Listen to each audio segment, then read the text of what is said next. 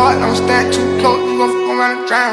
Off this way, doing all these shows. I've been on the road, I don't care where I go, as long as I get paid. Bad little fire, she been on my mind. As soon as I get back, she get straight. Do this all the time, this ain't no surprise. Every other night, another movie getting made. Drip too hard, don't stand too close, you gon' fuck around and drown. Off this way, doing all these shows. I've been on the road, I don't care where I go, as long as I get paid. Bad little fire, she been on my mind. As soon as I get back, she get straight. Do this all the time, this ain't no surprise. Every other night, another movie getting made.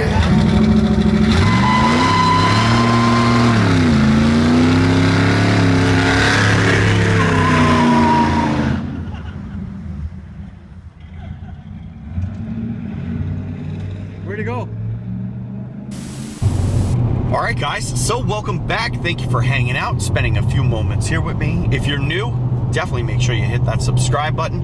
I really do appreciate it. Now, I was on my way to Orlando Speedway. I actually got there, and it looks like the forecast is turning on me here. It was supposed to rain at 12 o'clock, and now it's going to be raining at 10 o'clock, so a lot of the racers really aren't showing up, so I figured it wasn't really worth the $20 to get in. That being said, I still want to show you guys a build that I came across the other day. It's a Dakota, and they put some engine work into it. It has a 410 stroker kit and a lot of visual upgrades that include Viper wheels. It has a center console from a Challenger, all modern looking dashboard and steering wheel and gauges and everything, and I don't really want to ruin it. I'm going to show you guys what the owner is doing, and if you want to, you know, kind of keep tabs on the build, the link to the channel is in the description, so definitely go ahead and check that out. Hey guys, here's an update on the build. So let's give it a run down on your truck again. So Viper brakes up front. These are 19-inch Viper rear wheels from a 13.5 inch down to a 10-inch now. Got them custom done. Backs are 13.5 inch wide. Got 345 needles on the back here.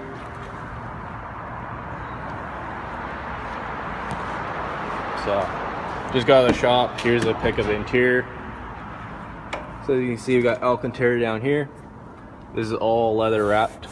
All the stitching all the way all along, nice and clean. I want this thing to look OEM. Eventually I'll be putting the iPad in here, but for now. That one here kills all the rear brake lights, tail lights, everything, just for fun.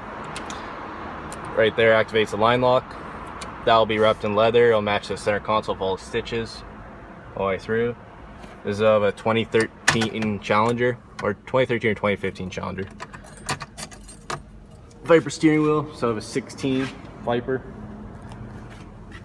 This gauge cluster is all done by Dakota Digital. Everything works.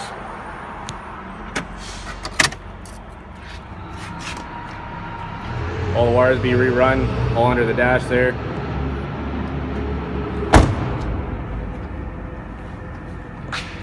Exhaust for now just comes out here. It's kind of a pain in the ass, but once the fuel cell goes in next, in probably the winter here. Got the bed rug, batteries in the back here.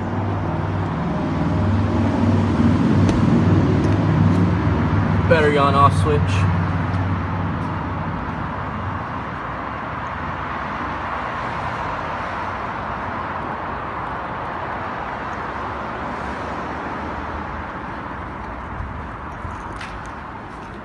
Another look at the interior. Viper seats. So got the glove box to do, the other few pieces here.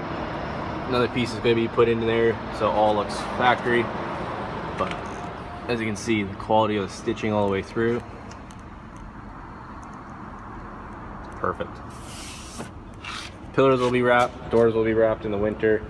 Just want to drive her for the summer here. Got the cowl hood. Got repainted, I think 2-3 years ago now. 3 coats of clear. Viper brakes. Gonna go to 6 pistons up front and then the 4 pistons in the back.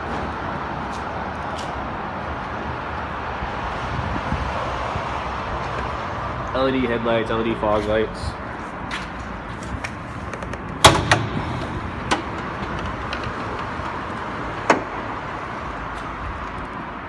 So there's a 410 stroker. Bottom end's all done. Just stock heads for now. They've been poured a little bit, came with the motor when I bought it.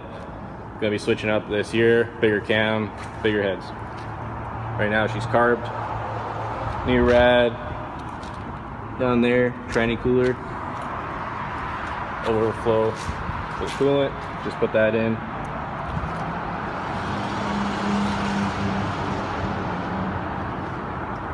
Send the engine bay, cleared it all, got rid of everything unnecessary, no more electronics, just clean.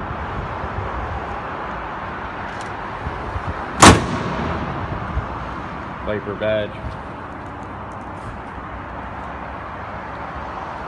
I think she's lowered down to 3.5, 4 inches in the front now. I think it's just 4 in the rear. Everything's pretty well done on it. Everything's new. It's only got 680 miles on her since everything's been done. There's an update, more videos to come. Thank you. We are at almost 20 miles a gallon. And that's a combination of highway and around town. I'll tell you, if you drive the 392, pretty civil, you know, without being too much of a banana head, you can get pretty decent gas mileage. This is kind of impressive.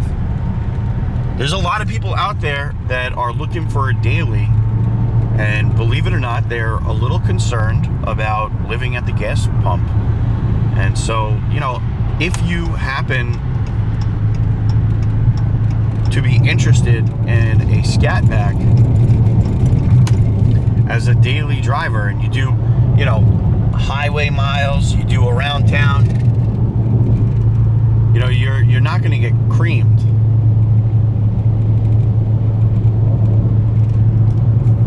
I think this is a very comfortable daily driver. It gets respectable gas mileage. Like, are you getting Prius numbers? No. But you're certainly getting a respectable MPG for the largest V8 on the market. Drip too hard, don't stand too close, you gon' fuck around and drown. Off this way, doing all these shows. I've been on the road, I don't care where I go, as long as I get paid. Bad